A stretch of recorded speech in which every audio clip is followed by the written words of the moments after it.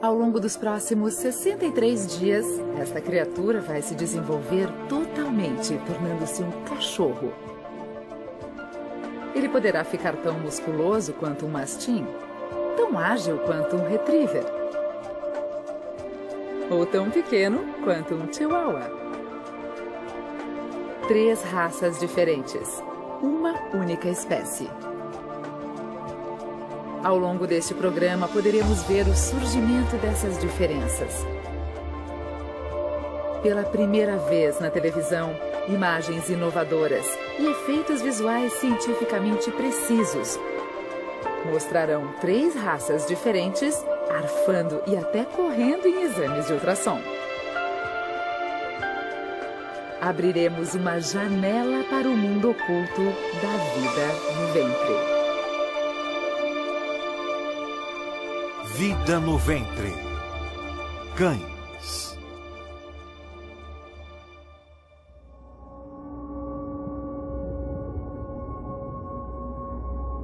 Ele tem apenas 4 semanas de vida, mas sua linhagem é antiga. Este é um lobo, o ancestral comum de todos os cães. Há cerca de 15 mil anos, o lobo cinzento evoluiu e tornou-se o melhor amigo do homem. Os primeiros humanos domesticaram este animal e o transformaram na espécie mais diversificada do planeta. Acompanharemos a jornada do lobo ancestral e de 3 espécies de cães muito diferentes ao longo de seu desenvolvimento no útero. Um mastim napolitano, descendente dos temidos cães de guarda e de briga da antiga Roma. O Golden Retriever, um cão criado no século XIX por um aristocrata escocês para recuperar pássaros abatidos durante caçadas. E o Chihuahua, um cão de estimação muito popular e a menor raça canina do mundo.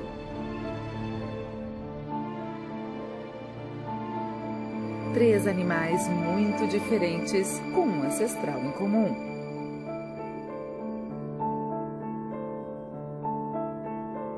A história dos 4 animais começa com uma única célula, o óvulo não fecundado.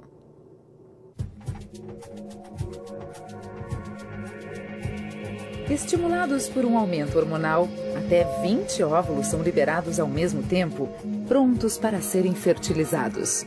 Quando a fêmea entra no cio, estimulantes químicos chamados feromônios são liberados na urina. Para nós são inodoros, mas os cães sentem o cheiro a quilômetros de distância. No início, a fêmea rejeita os avanços do macho e pode até reagir agressivamente se o macho tentar copular.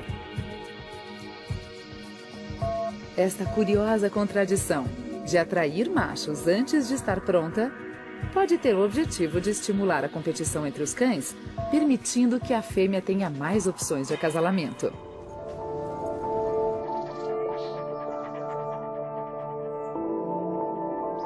Quando o nível dos hormônios baixar, a fêmea estará pronta para acasalar. O pênis do cão, como o de muitos mamíferos, contém um osso. Ele proporciona maior rigidez e prolonga o acasalamento. Apesar de tudo, ele não garante o sucesso. O macho costuma acasalar várias vezes com a fêmea até conseguir o seu objetivo. O que acontece em seguida é exclusivo do cão e de seus parentes selvagens. A base do pênis incha e o macho fica preso à fêmea. O processo pode durar até 1 hora.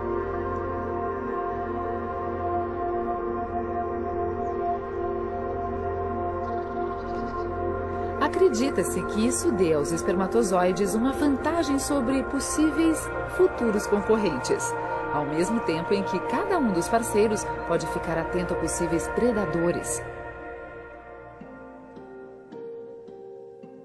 Cães com pedigree têm pouca chance de escolher o parceiro. A decisão cabe ao criador. Em alguns casos, o cruzamento ocorre entre irmãos, com o objetivo de perpetuar uma característica específica. Esse é um dos motivos pelos quais algumas raças são suscetíveis a problemas genéticos, tais como a displasia coxofemoral comum em Golden Retrievers, ou mesmo problemas cardíacos que costumam afetar chihuahuas. Biologicamente, todos os cães podem entrecruzar. No entanto, para algumas raças, é fisicamente impossível, pois a diferença de tamanho é grande demais. Apesar disso, todos os cães domésticos pertencem a uma única espécie. Quando o cruzamento é viável, ele sempre ocorre da mesma forma: lobo ou cão, chihuahua ou retriever. Dentro do trato reprodutivo da fêmea, os espermatozoides nadam rápido. Em poucos minutos, eles chegam aos tubos uterinos. O passo seguinte é encontrar os óvulos. O problema é que eles ainda não estão maduros o bastante para serem fertilizados. O espermatozoide humano sobrevive apenas de 2 a 3 dias no trato reprodutivo. O do cão sobrevive uma semana ou mais, e ele tem um truque especial para isso. O espermatozoide se prende à parede do tubo uterino e aguarda. Quando os óvulos estão maduros, a mudança em sua composição química é detectada pelos espermatozoides, que se soltam e voltam a nadar. O primeiro a entrar vence a corrida. Ele perfura a camada exterior e se funde com o núcleo. Os cromossomos no espermatozoide se somam aos do óvulo para produzir 39 pares. Surge então um novo organismo, contendo todas as instruções para construir um cão em particular. Este é o momento da concepção.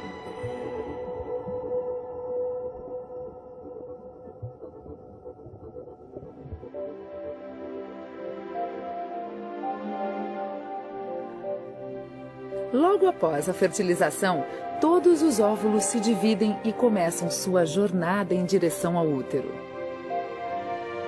A gravidez de uma cadela dura aproximadamente 63 dias. A de uma loba dura o mesmo tempo. É um reflexo de sua ancestralidade em comum. Uma comparação entre os DNAs do lobo e do cão revela que os cães evoluíram dos lobos há cerca de 15 mil anos. Cientistas chegaram a esse número estudando pequenas sequências de DNA, chamadas de DNA mitocondrial, que são herdadas através da linhagem materna basicamente inalteradas. Ao analisar as raras mutações neste DNA em mais de 650 cães em todo o mundo, pesquisadores conseguiram ligar quase todos os cães domésticos a 3 lobas no leste da Ásia. Essas fêmeas foram as Evas ancestrais do mundo canino. A partir dos primeiros cães, há 15 mil anos, a reprodução seletiva feita pelo homem deu origem à espécie mais diversificada do planeta, com cerca de 400 raças. Nenhum outro animal domesticado assumiu formas físicas tão variadas. Nossos embriões estão ocultos na segurança do útero da mãe. Mas é aqui, neste mundo secreto, que as diferenças começam a surgir. É o primeiro dia de nossa jornada no útero. As cadelas e a loba estão grávidas. Nos próximos 63 dias, os 4 fetos se desenvolverão em animais muito diferentes.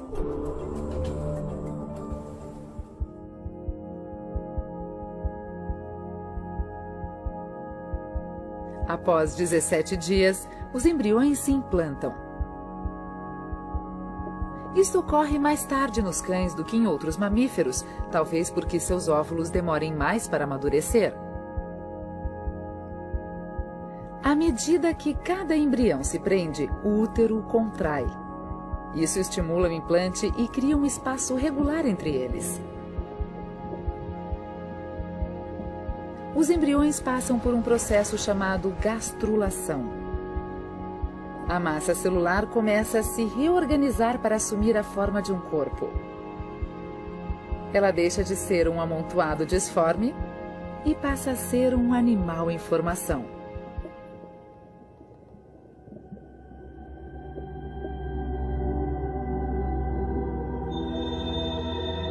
Com 20 dias, os embriões parecem quase idênticos a qualquer outro embrião de vertebrado, incluindo o homem. No entanto, dentro das células, genes especiais chamados HOX são ativados, levando o desenvolvimento à fase seguinte. Genes HOX são os responsáveis pela execução do plano de formação do corpo do animal, de alto a baixo. Eles dizem que partes do corpo vão se tornar as pernas, as costelas, a cabeça ou o rabo. Aqui, genes HOX controlam o desenvolvimento deste membro anterior.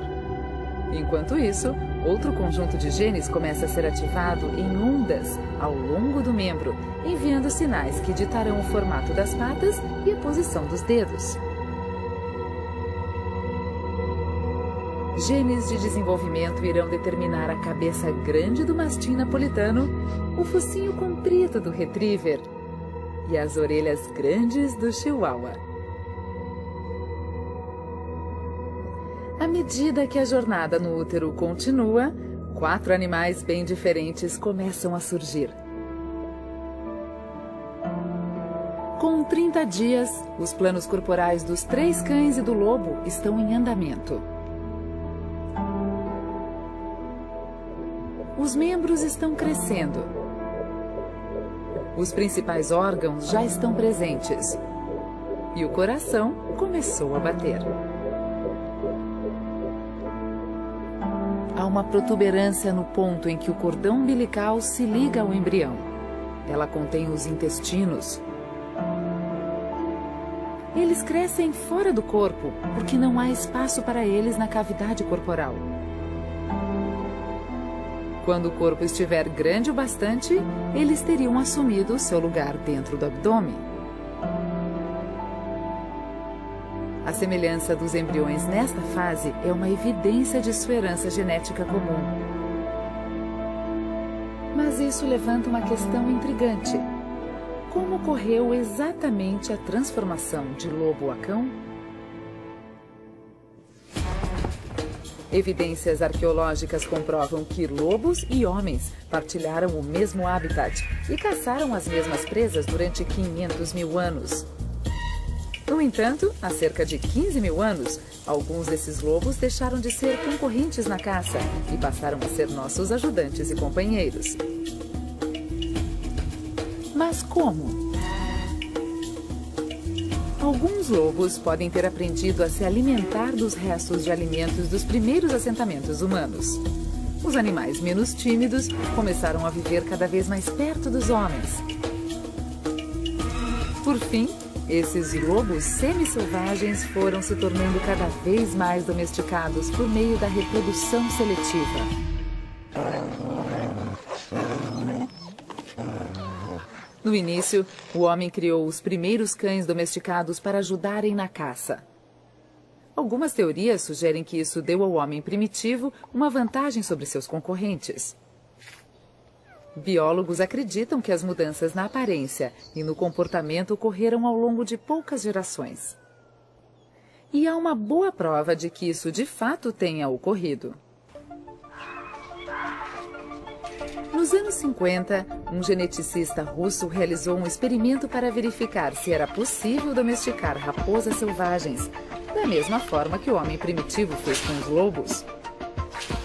Surpreendentemente, ele conseguiu produzir um animal totalmente domesticado em apenas 6 gerações.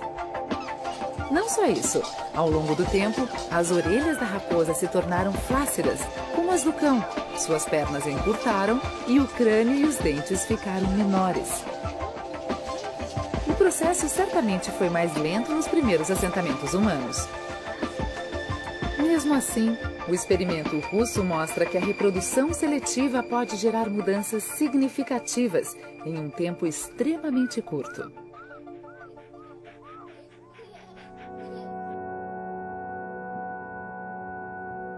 Na metade da gestação, nossos fetos têm o tamanho de uma uva. Os embriões de cachorro ainda parecem totalmente lupinos. O globo ocular e o olho começam a tomar forma. Retinas e córneas primitivas começam a se desenvolver. Os seres humanos possuem 3 receptores de cores na retina. É isso que nos permite ver cores. Cães e lobos desenvolvem apenas 2. Tudo o que verão terá uma coloração azul amarelada.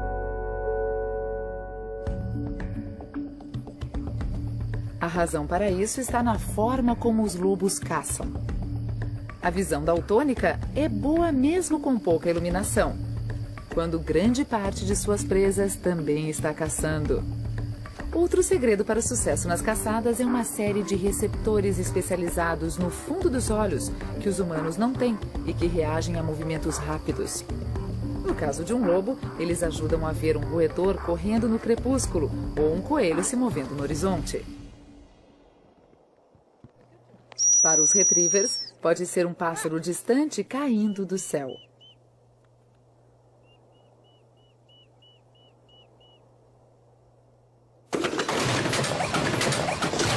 Eles também permitem ao Greyhound avistar uma lebre correndo em alta velocidade.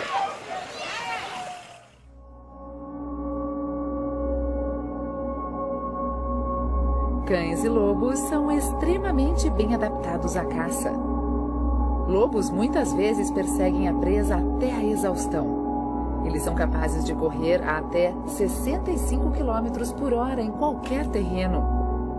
Com 34 dias, o motivo para essa habilidade começa a se tornar evidente. As patas são fundamentais para um animal caçador. No início, tanto lobos quanto cães possuem patas com forma de remo e membranas interdigitais. Essa característica muda à medida que se desenvolvem. As patas do lobo mantêm parte das membranas interdigitais. Isso ajuda a distribuir o peso em terrenos mais difíceis, sobretudo na neve.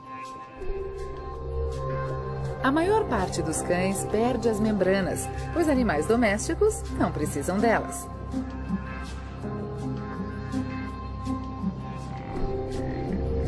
Lobos possuem pelos ásperos nas almofadas das patas e garras fortes para dar firmeza em superfícies escorregadias. Também possuem vasos sanguíneos especiais para evitar que as almofadas das patas congelem. As patas também são utilizadas para localizar outros lobos. Glândulas entre os dedos do animal deixam marcas de odor que permitem a toda a alcateia saber onde cada lobo esteve.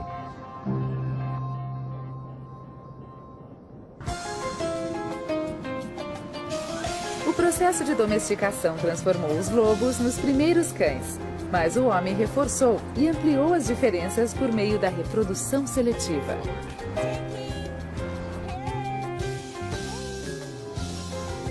Uma das características escolhidas foi o tamanho pequeno. Para evoluir de um lobo grande a um cão pequeno, como o Chihuahua, deve ter havido uma mutação genética.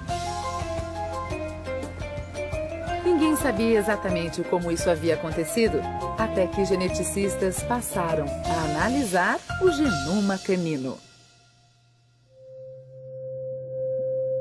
Os estudos revelaram que todas as raças pequenas possuem a mesma mutação no mesmo gene. O novo gene pode ter surgido cerca de 10 mil anos atrás. Mas um mistério permanece.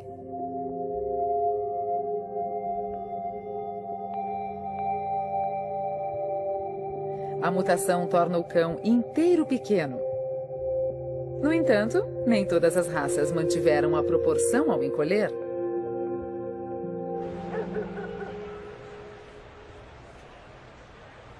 Muitos cães, como os Basset, possuem pernas curtas desproporcionais. Eles foram criados por meio da reprodução seletiva para expulsar raposas e outros animais pequenos de suas tocas. A mutação é responsável pelo tamanho pequeno, mas não pelas pernas curtas. Os pesquisadores talvez tenham encontrado a resposta. Uma mutação em outro gene causa uma forma de nanismo nos humanos. Agora os cientistas procuram a mesma mutação nos cães. Ainda não se chegou a uma conclusão, mas é possível que alguns cães apresentem nanismo pelo mesmo motivo que os humanos.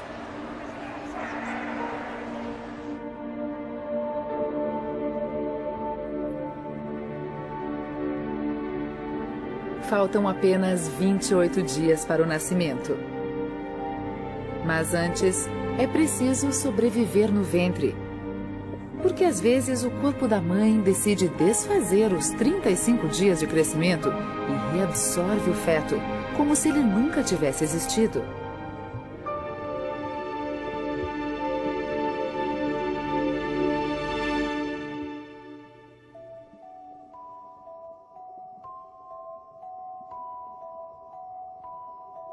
Na segunda metade da gestação, o desenvolvimento é acelerado. Dentro de 4 semanas, os filhotes serão animais bem distintos, se sobreviverem.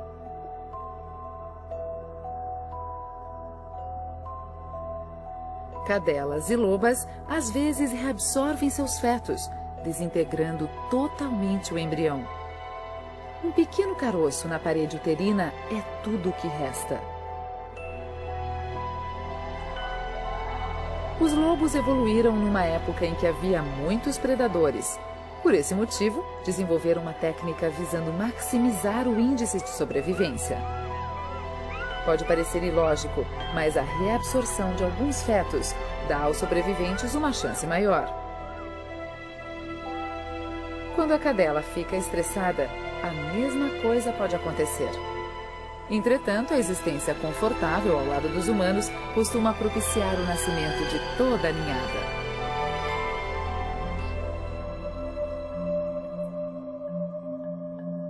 Com 36 dias, o perigo passou. Os filhotes continuarão se desenvolvendo, mas o tamanho das ninhadas varia bastante. Comparado às mulheres, as cadelas têm um número grande de filhotes.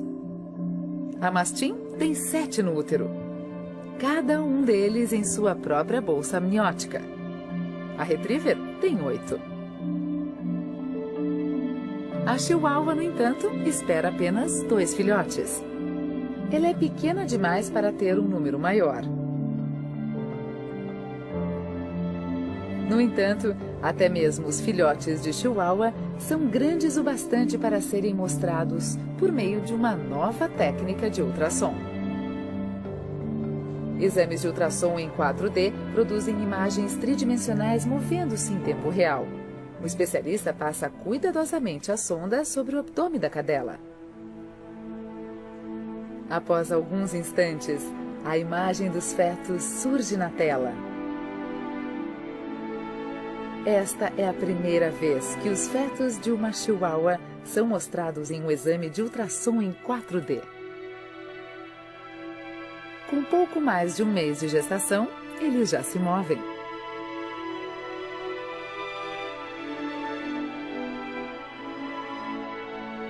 De forma impressionante, os fetos da retriever parecem estar correndo.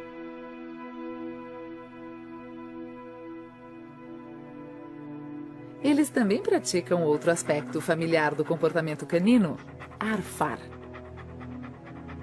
Cães não suam como os humanos, por esse motivo, eles usam a respiração para resfriar o corpo.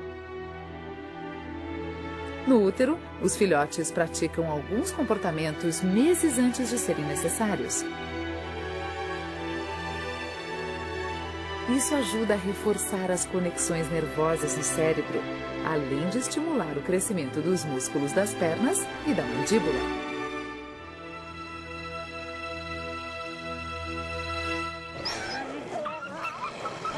Esses são os músculos de que os lobos mais precisam para uma caçada bem-sucedida. Nós reforçamos os pontos fortes em muitas raças domésticas, de acordo com os nossos interesses. A energia de um retriever ao buscar a caça, ou a força de que o mastim precisa para proteger o seu dono. O processo de transformação do lobo para uma coleção de raças distintas levou alguns milhares de anos. Os primeiros cães domésticos eram muito semelhantes aos seus ancestrais lupinos. A mentalidade da vida em bando propiciava uma afinidade natural para a socialização. Os homens se aproveitaram de seus talentos naturais, a caça, a proteção e o trabalho comunal. Era o início da reprodução seletiva. Se dois cães possuíam características semelhantes, o filhote provavelmente seria igual.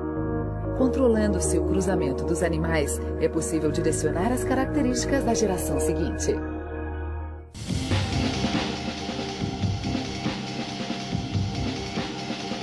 Os antigos egípcios já criavam cães velozes e hábeis na caça 5.000 anos atrás. Mas o processo era diferente do praticado atualmente pelos criadores de cães com pedigree. A ideia de criar raças e depois mantê-las puras tem apenas 300 ou 400 anos de idade. A aristocracia europeia criou cães com bocas macias para carregar aves. Criaram outras raças para serem pequenas o bastante para serem carregadas. E para afastar intrusos, criaram cães grandes com latidos ruidosos para atuarem como cães de guarda.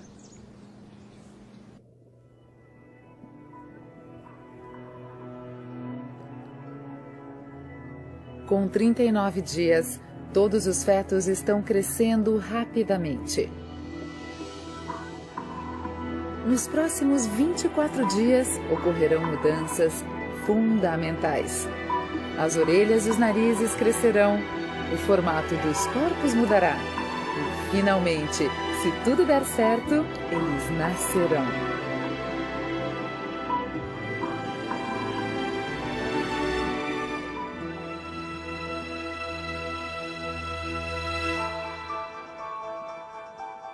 Até agora, a placenta filtrou os dejetos do feto.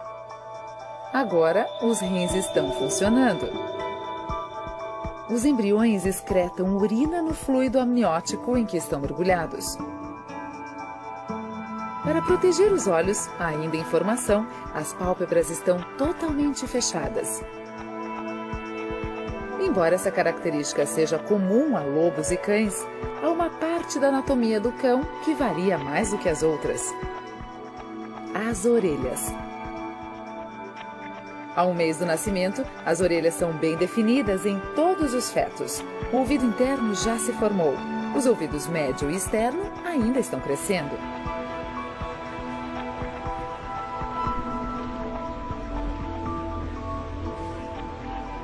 A domesticação fez as orelhas dos cães abaixarem ou caírem completamente.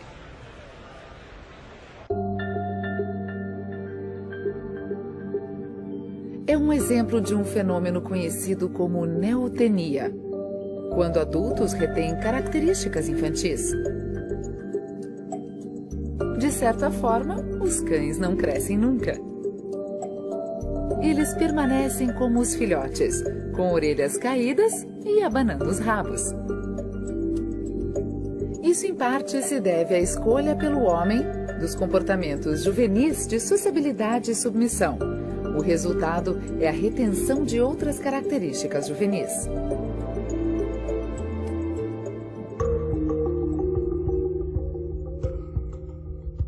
No entanto, nem todas as raças têm orelhas caídas. Em alguns casos, o homem recriou as orelhas eretas do lobo e ainda, puramente por motivos estéticos, o chihuahua.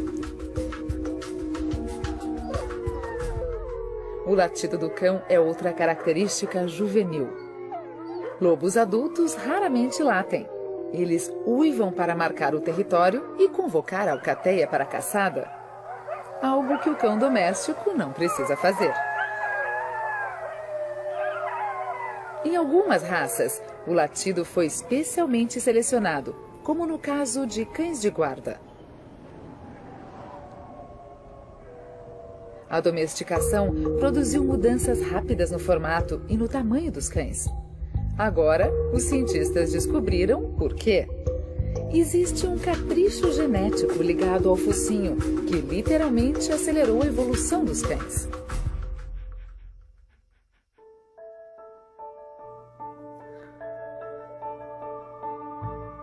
Apesar dos efeitos da domesticação, um aspecto selvagem que o cão manteve foi seu incrível faro.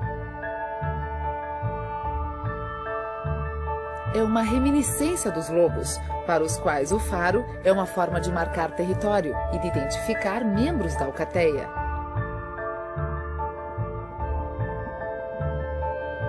Para um órgão tão importante, o focinho se desenvolve relativamente tarde, com cerca de 2/3 da gestação. Ao estudarem um fenômeno genético chamado repetições em tandem, cientistas podem ter descoberto por que o comprimento do focinho, entre outras características, difere tanto de uma raça para outra. Todas as variações nessa espécie são causadas por mutações que ocorrem de forma aleatória nos genes durante um longo período de tempo. Mutações por repetições em tandem são 100.000 vezes mais frequentes que mutações comuns. Dessa forma, elas causam mudanças físicas mais rapidamente. Uma repetição em tandem é uma sequência de DNA repetida, basicamente uma gagueira genética produzida quando o DNA é copiado. O fenômeno é particularmente comum em cães e pode ser um dos motivos para terem evoluído tão rapidamente.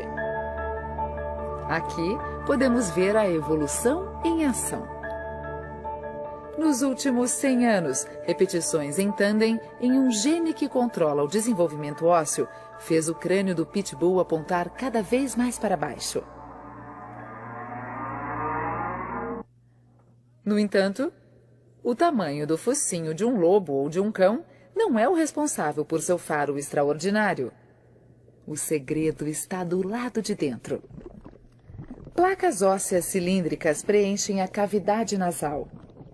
Uma câmera endoscópica mostra uma membrana esponjosa, espessa, repleta de células olfativas, todas ligadas aos nervos que enviarão as informações de odores ao cérebro.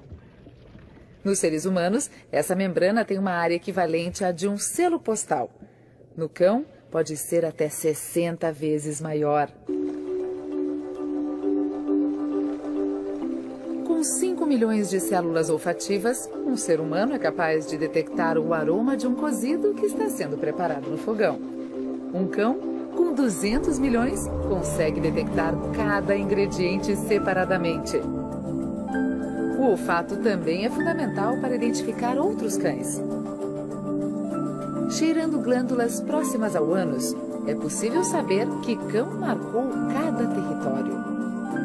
Essa capacidade olfativa incrível nos tem sido muito útil. Cães são usados para localizar corpos debaixo de concreto. Já foram utilizados até por médicos para identificar cânceres da bexiga e da pele em seres humanos. Com 55 dias de gestação, os cães e o lobo estão nas etapas finais de desenvolvimento. Os fetos já se parecem com os animais que se tornarão, e os tamanhos começam a ficar diferentes, embora nada comparado à vida adulta. E não é apenas no tamanho que eles se diferenciam, no cérebro também. O lobo precisa de um cérebro grande para caçar em grupo de forma coordenada. A disputa por restos de comida de seres humanos requer uma astúcia bem menor. Como o cérebro é um órgão extremamente dispendioso em termos de energia necessária para mantê-lo, imagina-se que a seleção natural em cães domésticos favoreça animais menores, com cérebros menores. Dessa forma, cães domésticos se tornaram menos atentos ao seu ambiente do que seus ancestrais selvagens. Nem todos os cientistas concordam que cérebros menores tornam os cães menos inteligentes que os lobos. Talvez eles possuam inteligências diferentes. Os lobos dominam a complexidade de viver e de caçar em grupo. Cães têm o talento de aprender comportamentos bastante complexos de seus mestres humanos.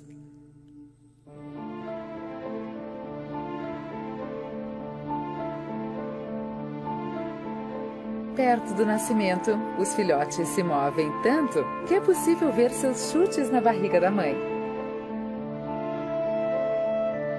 Neste momento, a pelagem é visível. A cor dos pelos de um cão é um dos aspectos mais intrigantes do desenvolvimento e da evolução canina. Toda a gama de cores nos mamíferos tem origem na variação de apenas 2 tipos de pigmentos, preto e amarelo. Não são apenas os pelos que se desenvolvem nesta fase, o temperamento também.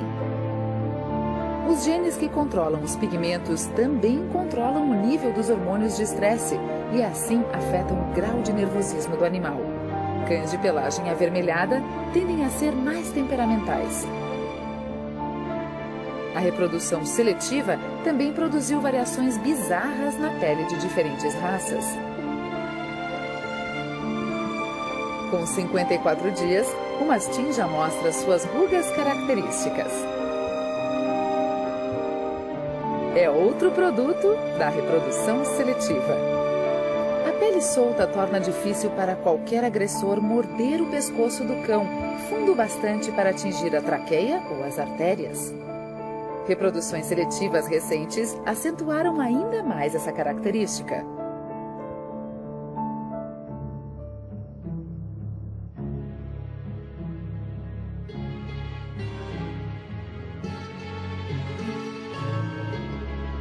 O Molosso romano, que deu origem ao mastim napolitano, tinha muito menos rugas e era de outra cor, mais semelhante a este mastim especialmente modificado.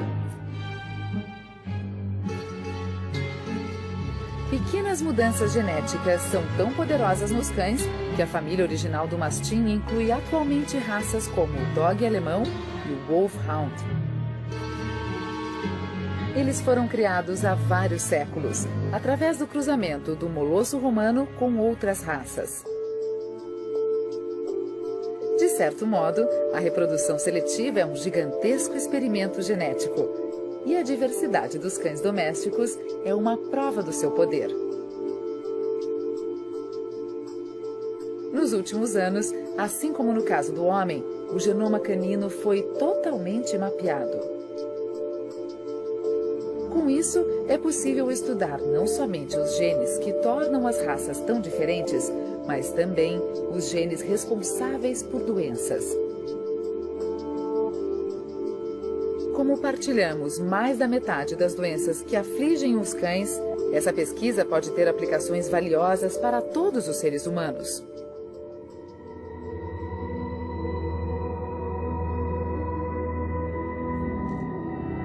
No 59º dia, o desenvolvimento fetal dos cães e do lobo é tão veloz que eles estão praticamente formados. Faltam apenas 4 dias para o nascimento. A mastim espera 7 filhotes. A retriever, 8. A chihuahua, apenas 2. Os olhos ainda estão totalmente fechados. Eles têm bigodes e garras. Apesar do mesmo período de gestação, o filhote de chihuahua pesa 150 gramas, enquanto o filhote de mastim tem quase 1 quilo, 7 vezes maior. Entre os adultos, o maior cão chega a pesar 100 vezes mais do que um cão da menor raça.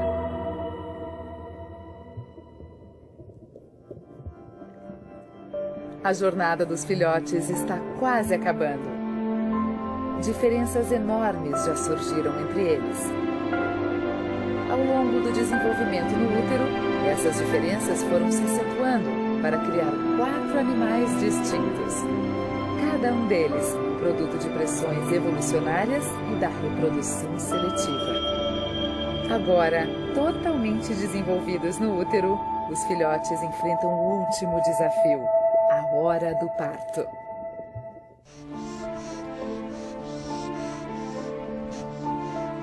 – 60 dias. As mães estão cada vez mais inquietas.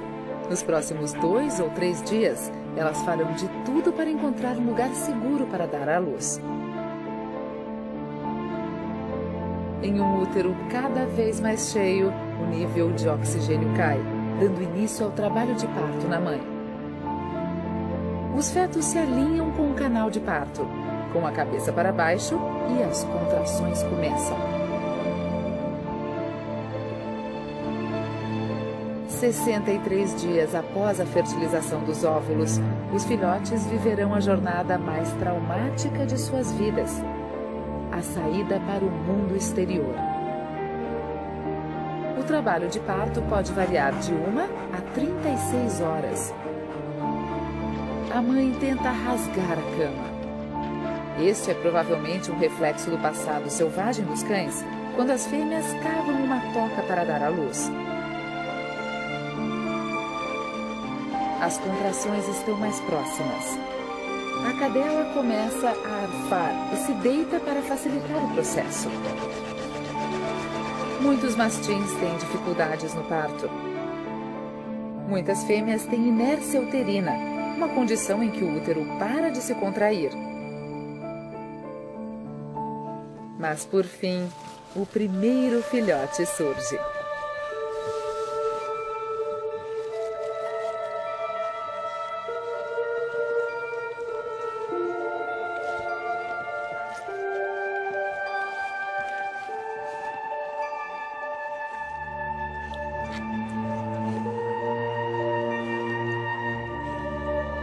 Muitas horas se passarão até que toda a ninhada tenha nascido. As chihuahuas têm problemas ainda maiores. A reprodução seletiva criou uma mãe pequena demais para expelir os filhotes. O ser humano criou o problema e ele mesmo o solucionou. Nossos filhotes de chihuahua vão nascer através de uma cesariana.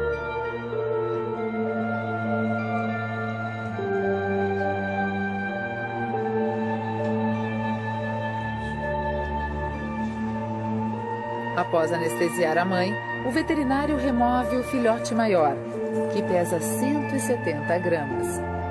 O outro pesa apenas 110.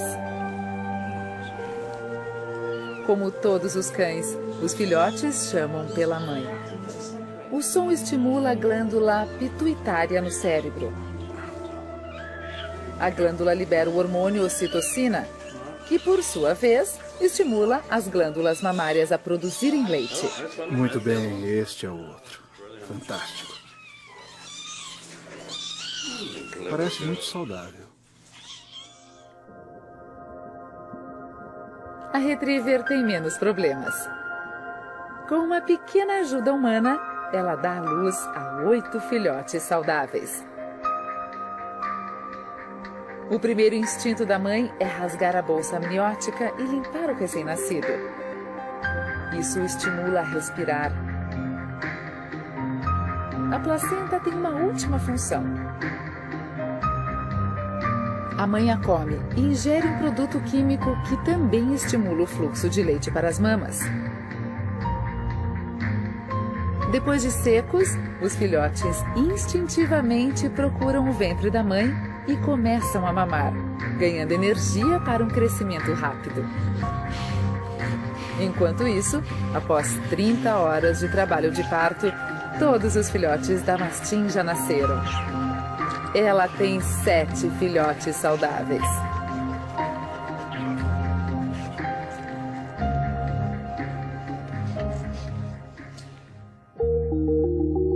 Lobas têm os filhotes em uma toca subterrânea. É um local seguro e aquecido, onde os filhotes passarão as primeiras 4 a 6 semanas de suas vidas. Eles são fisicamente fortes para seu tamanho e conseguem rastejar e brigar para mamar nas melhores tetas. Todos esses recém-nascidos levaram o mesmo tempo para se formar: cães e lobos.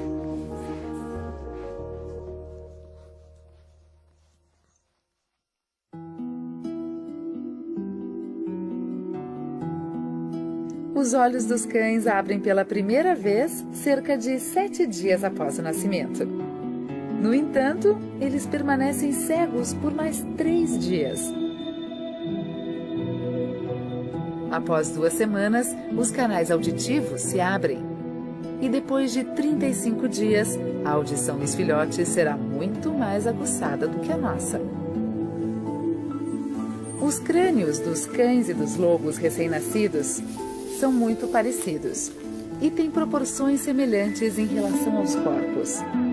No entanto, o crânio do lobo continuará crescendo por mais 8 meses, bem mais do que o do cão, para acomodar o cérebro maior.